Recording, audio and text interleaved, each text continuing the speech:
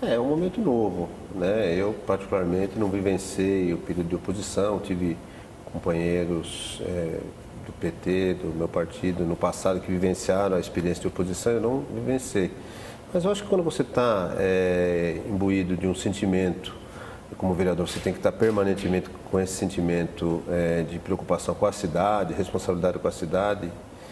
Nós temos que atuar com esse objetivo, né? Com esse norte, com essa diretriz. Olhar sempre a cidade em primeiro lugar, olhar sempre os munícipes em primeiro lugar. E aí, nossa condução vai ter que ser nessa direção. Então, independente de ser oposição ou situação, essa diretriz nenhum vereador pode deixar de exercer, né, dentro da Câmara, que é olhar sempre o lado do morador, do munícipe, da população, independente de quem está no governo. Então, acho que esse é o primeiro passo para você tentar procurar fazer um mandato bom dentro da Câmara. Mas para fiscalizar, é uma posição mais confortável? Fazer esse papel de fiscalização do Executivo? Não sei se é mais confortável, né? Não diria que é mais confortável, porque você sendo governo também, você não pode deixar de olhar as coisas que estão acontecendo, né? A diferença, talvez, em ser governo e não ser governo é que você tem um espaço, em sendo situação, de apontar de uma forma mais tranquila os erros, né? Que acontece, até apontar internamente os erros que acontecem. Num governo onde você não tem esse espaço, você tem que apontar, às vezes, publicamente os erros.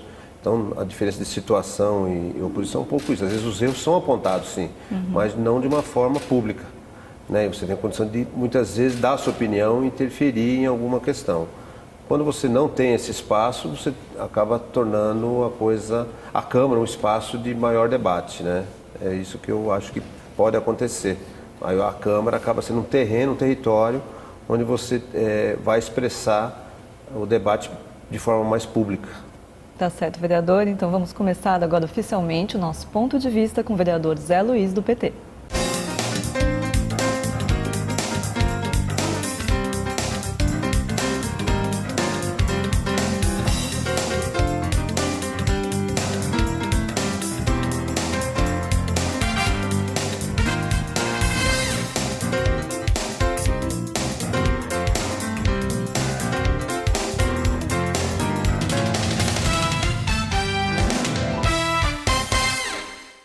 Começando mais um ponto de vista especial com os vereadores eleitos, e hoje recebemos o vereador do PT, Zé Luiz, e é um prazer recebê-lo aqui na TV Câmara, Zé Luiz. Obrigado, Renato, pela oportunidade, tá?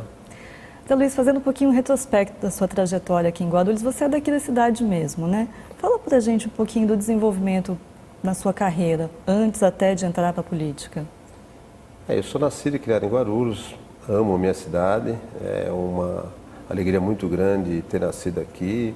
É um privilégio muito grande ter me tornado vereador da cidade, então, desse ponto de vista, sou uma pessoa muito realizada, né?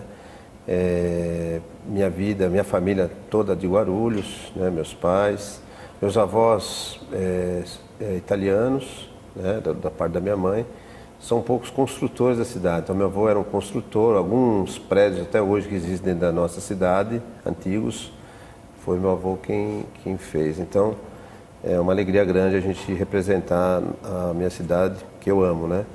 Eu comecei na política através de uma atuação no Sindicato dos Bancários. Eu sou bancário de profissão e na década de 80 nós fundamos um sindicato de bancários na cidade, que não havia. E a minha atuação dentro do movimento sindical, dentro do movimento sindical bancário, acabou em 2000 me projetando para ser candidato a vereador. A direção do sindicato, alguns bancários, amigos na época, me procuraram, né, e me estimularam, me incentivaram a sair candidato. E eu saí candidato em 2000, né, como vereador, não me elegi, me tornei primeiro suplente e posteriormente acabei assumindo esse mandato de suplente aqui na Câmara. Então, a minha atuação ela começou dentro do sindicato e no movimento sindical de uma forma geral, né? Para você, assim, pessoalmente, foi um processo natural fazer parte do sindicato, depois essa entrada na política? Foi algo que sempre te atraiu? O trabalho dentro do sindicato, o movimento do sindicato foi sempre muito prazeroso, né? Foi uma coisa que eu me identifiquei. Eu sou bancário desde 79 e trabalhei em diversos bancos. Hoje eu sou funcionário do Banco Bradesco e estou licenciado do sindicato, mas eu continuo funcionário do Banco Bradesco. E realmente esse trabalho que me projetou. Não tinha intenção de ser vereador, não me passava pela cabeça. Quando eu entrei no sindicato, eu era uma pessoa extremamente humilde, não, fechada, tímida, né? Não sabia falar em público, tinha muita dificuldade. E a partir da atuação nossa lá, a gente acabou sendo estimulado, convencido por alguns amigos que me jogaram eu na candidatura, né? Fizeram lá tipo uma abaixo-assinada na época no PT, pedindo porque eu saísse candidato, né? E aí a gente acabou aceitando o desafio, fomos aprendendo, se aprimorando, vencendo alguns obstáculos pessoais, esse da timidez, que era o meu maior obstáculo. E até hoje continuo sendo uma pessoa tímida, mas venci um pouco essa dificuldade de falar em público, de Já fazer muitos anos de reuniões. experiência também. Eu tinha uma dificuldade enorme, né? Eu me lembro quando eu ia fazer trabalhos na faculdade, que tinha que se apresentar na sala de aula, no colégio, eu ficava com as mãos suadas, tremendo, suando frio, porque para apresentar um trabalho para 20, 30 alunos eu tinha dificuldades. E no final, dentro da atuação sindical, nos anos 80, né, era uma atuação muito dura, muito difícil, tinha uma repressão muito grande. Nós tivemos que realmente sair da casca do ovo e, enfim, se desenvolver, né? E aí depois o passo para a política foi um passo assim que eu não procurei, na verdade. Acabou meio que acontecendo por força de amigos na época, né? E você entrou bem no início do PT, da formação do PT mesmo. Eu sou filiado ao PT desde 82. Eu já tinha uma filiação ao partido, já tinha uma atuação dentro do PT, da questão das lutas sociais, né? Mesmo não estando vinculado ao sindicato, né? Que eu entrei no sindicato, nós fundamos o sindicato em 89. Mas antes de 89 a gente já tinha uma atuação mais social, né? A gente sempre tinha uma preocupação com essa coisa dos direitos das pessoas, dos trabalhadores. E na década de 80, na verdade, a gente ainda vivia um conjunto de situação, estava saindo da ditadura, né? Na década de 80, então... Momento de transição, né? Havia uma transição e o partido, as lutas que o PT formulava e apontava e defendia, fazia um pouco parte do espectro das pessoas naquele momento, na década de 80, né? Então a gente meio que já atuava no partido, não tão organicamente, né? Mas já tinha uma identificação, participava de algumas reuniões desde 82, quando eu me filiei. E a sua formação é em História também? Eu sou formado em História, me formei pela PUC, estudei todos os anos aqui em Guarulhos, sou aluno do Conselheiro, né? Me formei no colegial Conselheiro Crispiniano, que é um colégio foi extremamente importante para muitas pessoas na cidade de Guarulhos, né? Foi referência, me formei lá e depois fiz História na PUC na década de 80 e depois 2000, que eu tive 2 períodos lá na faculdade, né? Esse último ano, 2016, foi bastante difícil para o PT, tivemos o impeachment da presidente Dilma, aqui também em Guarulhos teve uma derrota, o candidato acabou não indo nem para o segundo turno. Você como um militante histórico, como é que você analisa esse momento do PT atualmente? É preciso reestruturar o partido? Veja bem, o PT governou o país por quase 16 anos, né? Então, ele governou em cima de estruturas históricas. Eu acho que um grande erro do PT, enquanto participante da estrutura de poder, foi não mexer de fato nessa estrutura política partidária do país. De reforma política. Eu acho que o erro dos nossos governos, né, tanto do Lula como da presidente Dilma, foi não atuar de forma firme numa proposta de mudança na forma organizativa da política partidária do país. E nós tínhamos tudo para fazer isso, né? E, infelizmente, acho que esse foi um dos maiores erros, né? Acabou o PT se aliando e participando, né, dessa estrutura que a gente vê há anos, apodrecida, né, dentro da sociedade. A estrutura de poder hoje, política partidária do Brasil, é uma estrutura que está apodrecida, né, e ela precisa ser modificada. E nós tivemos essa oportunidade e não fizemos. Então, eu acho que esse foi o principal erro, de não fazer as mudanças e participar dessa estrutura, né? Com todos os vícios que ela impõe, né? Ela traz governabilidade para quem é governante, traz, mas ao mesmo tempo ela traz vícios que acabam ocasionando no corrompimento de ideias, de ideais, enfim, e de atuação mesmo, né? Então, acho que esse foi o grande erro que o partido cometeu, né? Eu diria que o PT cometeu, os governos cometeram. Com relação a Guarulhos, eu acho que também houve alguns erros, mas eu reporto um pouco, sou meio pragmático na vida, né? Eu acho que assim, há ciclos que eles acontecem dentro da vida das pessoas, né, individuais, e dentro da sociedade, né? Nós estamos passando um ciclo, o PT acho que cumpriu um ciclo importante na cidade durante 16 anos, né? Foram feitas coisas muito importantes para a nossa cidade, mas é meio natural que durante um período como esse você observa, né, e haja uma troca, né, haja um movimento da própria sociedade trocando, né, o governante. Então eu acho que aconteceu um pouco isso. Fomos 16 anos de governo, há uma certa saturação, né, independente de quem está governando, e a sociedade ela tende muitas vezes a fazer essa mudança, né, que eu acho que é meio cíclica e natural. Eu não vejo como uma coisa fim de mundo, né? Acho que é natural acontecer essas trocas de ciclos dentro da sociedade. E no ciclo de poder também, né? Há essas mudanças. Mas apesar de não ter ganhado na eleição majoritária, a bancada do PT na Câmara continua sendo a maior. O que o senhor espera da relação com o Executivo? De respeito. A primeira coisa é de respeito. Acho que o Executivo sempre tem que ter uma relação de respeito com o Legislativo. E o Legislativo também com o Executivo. Independente das posições políticas que possam divergir num determinado momento da história, né, tem que haver uma relação de respeito entre todos os poderes, né? A Câmara, eu vejo assim, a Câmara ela é vamos dizer, uma grande parabólica da cidade, né? Dentro da Câmara Municipal, você vai poder presenciar aqui no seu acompanhamento como jornalista, momentos de tensão.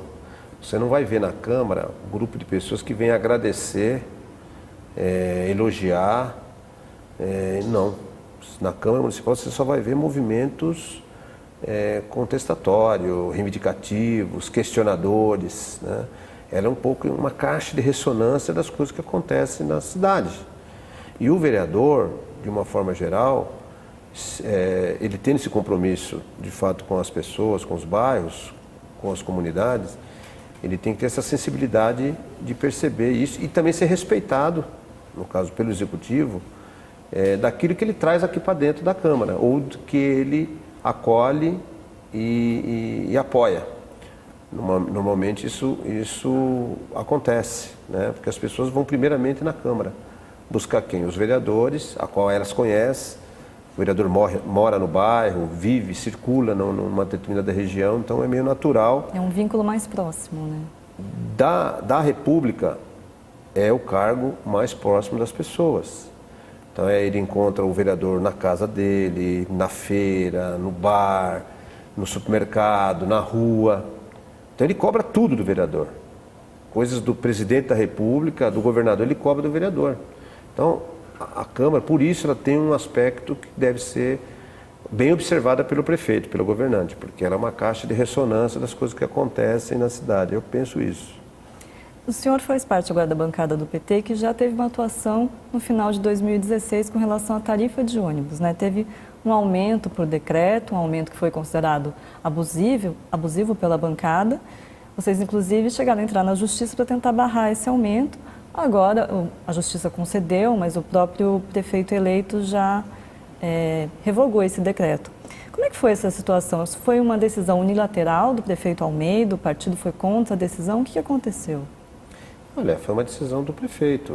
A gente sabe que dentro da lei orgânica é uma prerrogativa do prefeito decretar o aumento ou não de passagem de ônibus. É um arbítrio dele e a lei orgânica garante isso a ele, né? Nós temos que deixar isso claro.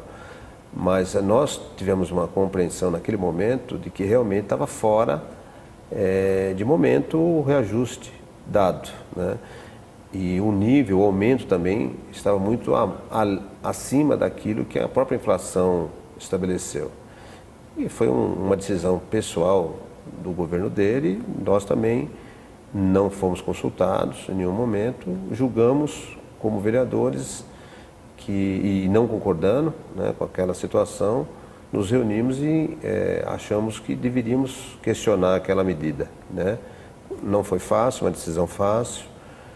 Como eu disse, por ser governo, você tem o espaço do diálogo, né? Como a gente era na situação, alguns de nós procuramos contato com o próprio prefeito, com o próprio governo, não fomos atendidos, né? E aí nós resolvemos entrar com a ação e fomos atendidos na justiça, né? Que foi uma vitória importante. Depois o próprio prefeito atual suspendeu o decreto. Agora nós vamos ficar atentos se ele realmente vai aumentar a passagem, não vai, que nível de aumento ele vai dar, né? Eu particularmente entendo que um momento econômico não deveria haver aumento nesse momento de passagem, né? O último aumento aconteceu em dezembro de 2015, então era possível, pelo menos durante mais um período, talvez até o meio do ano, você segurar o aumento das passagens e depois novamente fazer essa discussão, talvez lá para agosto, setembro, quando a economia talvez dá sinais de que possa melhorar, né? Vereador, o senhor ficou bastante tempo licenciado para assumir como diretor-presidente da Proguaru, né? Que também passou por alguns problemas econômicos, teve uma certa dificuldade com alguns contratos, teve inclusive uma comissão especial de estudo aqui na casa sobre a questão do tapa-valas, né? Qual que é o balanço que o senhor faz desse período que ficou à frente da Proguaru? O que o senhor espera também de uma nova direção da Proguaru? Olha, assim, nós vivenciamos justamente um momento difícil, né, na presidência da Proguaru, porque a Proguaru, ela não, diferente do SAI, que tem uma receita própria, ela não tem receita própria. O SAI produz lá as contas de águas e luz, a receita de água e luz, então ela tem uma verba própria mensal de arrecadação. A Proguaru não, ela vivencia de um recurso que é passado através do fundo municipal para a limpeza, conservação e manutenção da cidade e também dos contratos que ela tem com a prefeitura. Então, o único cliente da Proguaru é a prefeitura. E quando a prefeitura começa a passar por um processo de dificuldade financeira, isso reflete diretamente na Proguaru. Então, isso refletiu diretamente nos pagamentos dos contratos, né? Isso foi representativo na diminuição dos recursos que a Prefeitura fez em 2014, 2015, no orçamento do fundo, diminuindo quase 30 milhões do fundo de manutenção da cidade. Então, isso, lógico, leva como consequência a necessidade de uma reestruturação, uma reorganização do trabalho, né? Então, essa foi a dificuldade. A gente conseguiu fazer uma reorganização de funcionários, né? Hoje a Proguaru, diria, ela não está inchada, ela está com um número limite de funcionários, mas ela tem um endividamento que não é, vamos dizer assim, culpa das gestões, né? Ela vem diretamente ligado a essa relação da prefeitura, né? Aos não repasses, aos atrasos, né? Isso acaba refletindo. Do ponto de vista do que eu vivenciei lá, nós conseguimos implantar lá o resgate dos concursos internos, que era uma coisa importante de valorização dos funcionários. Iniciamos um processo de valorização dos funcionários varredores, né, os ASGs, que eles têm uma defasagem no salário para o funcionário que faz função parecida, correlata na prefeitura. Nós iniciamos um processo de valorização desses funcionários. onde a variação dá quase 9% de diferença de salário do profissional da prefeitura para esse profissional que é o menor salário da Proguaru. Nós conseguimos fazer dar um aumento real para ele de 3% e tínhamos um planejamento de fazer isso ao longo de mais 2 anos, né? Igualar o salário dele. Não conseguimos, mas isso é um projeto que está lá no RH e são profissionais que eu acho que devem ser valorizados, né? De uma forma geral, o que eu tendo e espero lá da nova direção é que ela possa compreender a valorização desses funcionários. São funcionários valorosos, extremamente dedicados, e a Proguaru faz um serviço essencial para a cidade. Eu diria para você, se a Proguaru parar, são 4.500 funcionários, se ela parar de trabalhar ou tiver um cenário de dificuldade de operar, a cidade também vai ter graves problemas, né? Esse problema mesmo que você falou, tapa-vala, foi justamente por conta disso. Você não tinha os recursos, você inviabilizou um setor importante do serviço, né? E aí você tem uma consequência grave na cidade. Então, eu penso, espero que a nova gestão possa valorizar bastante, porque lá tem trabalhadores extremamente competentes, dedicados, e que faz um serviço essencial, né? A varrição da cidade, ela tanto quanto o lixo. Se você não varrer a cidade todo dia, né, você vai ter um cenário catastrófico aí na limpeza da cidade.